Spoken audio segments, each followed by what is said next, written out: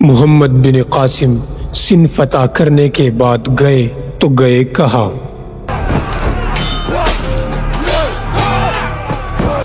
جاتا ہے کہ سندھ کے حکمران راجہ ڈاہر کو جب اموی سالار محمد بن قاسم کے ہاتھوں شکست ہو گئی تو ان کی دو بیٹیوں سوریہ اور فریمل کو محمد بن قاسم نے راجہ کی ہلاکت کے بعد خلیفہ ولید بن عبد الملک کے پاس دارالخلافہ بغداد روانہ کر دیا۔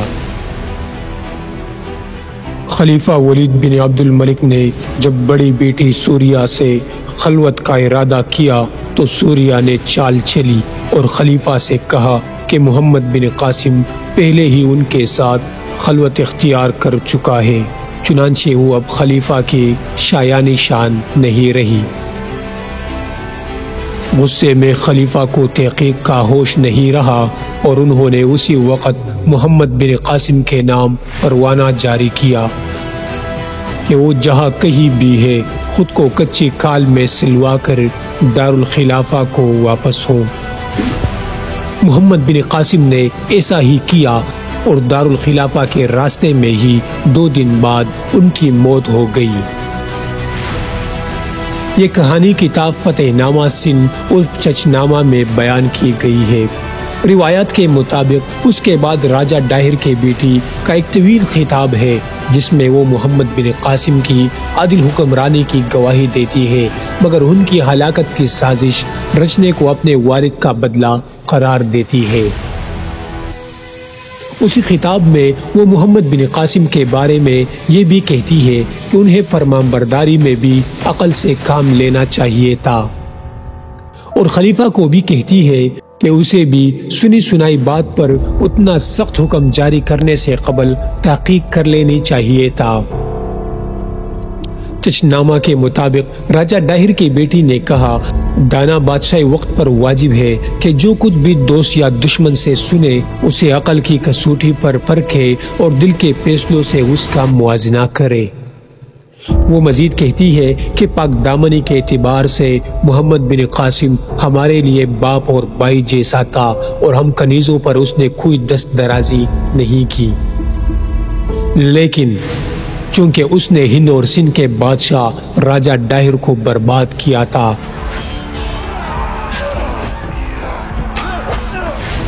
اس لیے ہم نے انتقاماً خلیفہ کے سامنے جھوٹ بولا۔ اس پر خلیفہ نے غضبناک ہو کر دونوں بہنوں کو دیوار میں چن دینے کا حکم دیا۔ بنو امیہ کے دور میں سندھ فتح کرنے والے نوجوان سالار محمد بن قاسم اور مغل بادشاہ جلال الدین محمد اکبر کے دور کی مبینہ کنیز انارکلی کی موت کی کہانیوں میں خواتین کے دیوار میں چنوائے جانے کی قدر مشترک ہے۔ انارکلی کے بارے میں کہانی یہ منسوب ہے کہ اکبر بادشاہ نے انہیں شہزادہ نور الدین محمد سلیم سے معاشقے کی وجہ سے دیوار میں چنوا کر ہلاک کر دیا تھا، مگر انارکلی کے وجود کے بارے میں ہی مورخین کو شبہ ہے اور ان کے بارے میں تاریخی ثبوت دستیاب نہیں ہے۔ چنانچہ ان کی موت کی کہانی تو دور کی بات ہے، اور محمد بن قاسم اور راجہ ڈاہر کی بیٹیوں کی ہلاکت سے متعلق اس پوری کہانی پر بھی مورخین کو اعتراضات ہے۔ تو پھر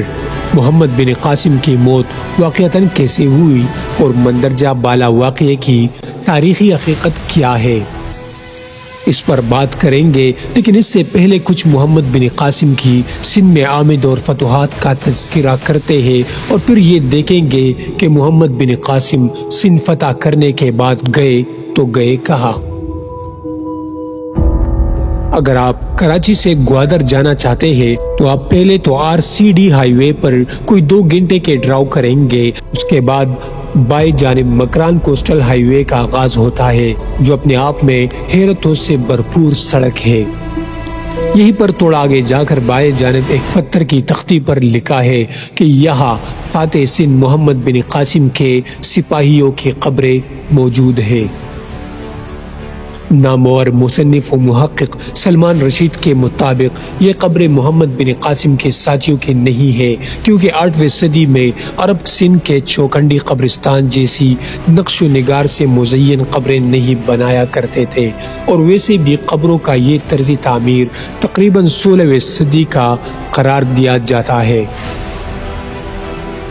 ایک اور تحقیق کے مطابق یہ قبر 18ویں صدی کے وسط سے تعلق رکھتی ہے، اور اس کا تذکرہ منان احمد آصف نے اپنی کتاب اے بک آف کنکوسٹ میں بھی کیا ہے۔ مگر پاکستان میں محمد بن قاسم سے متعلق متنازع باتوں میں سے صرف یہ ایک بات ہے۔ مطالعہ پاکستان کی درسی کتب میں اکثر و بیشتر یہ پڑھایا جاتا ہے کہ پاکستان کی بنیاد اسی دن پڑ گئی تھی جس دن محمد بن قاسم نے سندھ کی سرزمین پر قدم رکھا تھا۔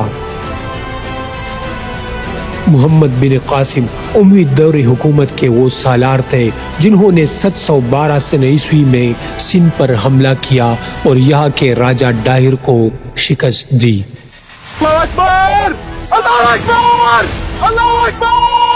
بعض مورخین کے نزدیک محمد بن قاسم کے آنے سے جنوبی ایشیا میں اسلامی دور کا آغاز ہوا، سندھ فتح ہوا اور یوں واقعات کا ایک لمبا سلسلہ شروع ہوا جو بالآخر پاکستان کے قیام پر منتج ہوا۔ مگر مختلف تاریخی حوالوں کے مطابق پیغمبر اسلام کی آمد سے قبل بھی عرب تاجر برصغیر میں رہائش پذیر تھے اور کچھ کے نزدیک یہاں کے مقامی خواتین سے شادیاں تک کر رہے تھے۔ کتاب the great Mughals and dear India میں مصنف ڈرک کولرز اس حوالے سے لکھتے ہیں کہ انڈیا کے جنوب مغرب میں مالابار کے ساحلی علاقے موجودہ کرناٹک اور کیرالہ میں عرب تاجر یہاں پہلے سے مقیم تھے، اور جب خطے عرب میں اسلام آیا تو ممکنہ طور پر ان عربوں نے بھی اسلام قبول کیا ہوگا۔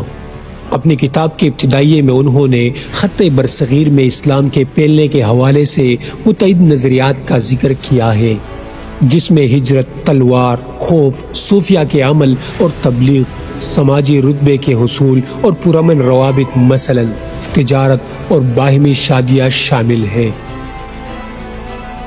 چنانچہ وہ اس علاقے میں پہلے سے عربوں کی موجودگی کا حوالہ دیتے ہوئے 712 عیسوی میں محمد بن قاسم کی آمد سے کہیں قبل برصغیر میں اسلام کی آمد کا عرصہ متعین کرتے ہیں۔ لہٰذا پاکستان کی درسی کتب میں عام طور پر پڑھائے جانے والے بیانیے کے برعکس تاریخی بیانیے بھی موجود ہے۔ کتاب فتوح البلدان 9ویں صدی عیسوی میں عباسی دور حکومت میں تحریر کی گئی اور اسے اسلامی فتوحات کے تاریخ کی اہم ترین اور مستند کتابوں میں شمار کیا جاتا ہے۔ اس کتاب میں مصنف احمد بن یحییٰ البلازری نے محمد بن قاسم کی ہلاکت کے بعد کے واقعات خصوصی تفصیل سے بیان کیے ہیں، اور یہ بھی بتایا ہے کہ کیسے بہت سے مفتوحہ علاقے مسلمانوں کے ہاتھ سے نکلے، واپس فتح ہوئے، کس نے واپس اپنا پچھلا مذہب اختیار کیا تو کسی نے مسلمانوں سے اپنا معاہدہ توڑ لیا۔ پھر سوال یہ پیدا ہوتا ہے کہ کیا محمد بن قاسم سے پہلے کوئی مسلمان مہم سندھ میں آئی تھی یا نہیں؟ بلازری کے مطابق خلیفہ دوم عمر بن خطاب کے دور میں 15 ہجری میں انہوں نے عثمان بن ابو العاص الثقفی کو بحرین اور عمان پر گورنر مقرر کیا تو عثمان نے ایک فوج تانا کی جانب بھیجی۔ اس کے علاوہ اسی کتاب میں مصنف نے لکھا ہے کہ عثمان کے بھائی الحکم نے اپنے بھائی المغیرہ ابن ابو العاصی کو خلیج دیبل کی جانب بھیجا، جہاں انہوں نے دشمن پر فتح پائی۔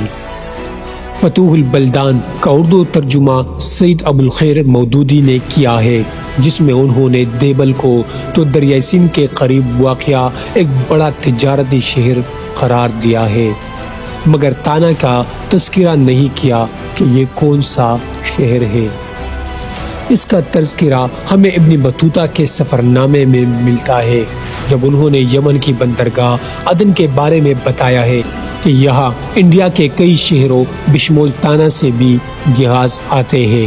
چنانچہ یہ شہر تانا انڈین ریاست مہاراشٹر کا شہر تانے یا تانا ہے جو ممبئی کا پڑوسی شہر ہے، اور یہاں تک وسائی کاڑی ندی کے ذریعے پہنچا جا سکتا ہے جو شہر کو ساحل سے کافی دور ہونے کے باوجود بحیرہ عرب سے ملا دیتی ہے۔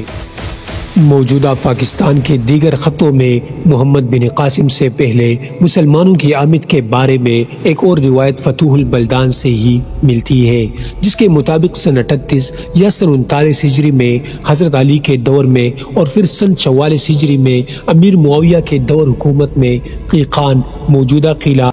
اور بنا موجودہ بنوں پر حملے کیے گئے۔ اگر محمد بن قاسم کی سندھ پر لشکر کشی پہلی فوجی مہم نہیں تھی اور اس سے قبل بھی اس علاقے پر حملے کیے جاتے رہے تھے، تو پھر اس واقعے کے بارے میں کیا کہا جا سکتا ہے جس کے مطابق عراق کے گورنر حجاج بن یوسف نے ایک مظلوم عورت کی پکار پر محمد بن قاسم کو سندھ کی جانب بھیجا؟ یہ کہانی بھی چشنامہ میں کافی تفصیل سے موجود ہے۔ پیارے دوستو، اس تاریخی واقعہ کا دوسرا پارٹ دوسری ویڈیو میں نشر کی جائے گی، تو دوستو مزید تاریخی واقعات اور قصص الانبیاء کے لیے چینل کو ضرور سبسکرائب کریں۔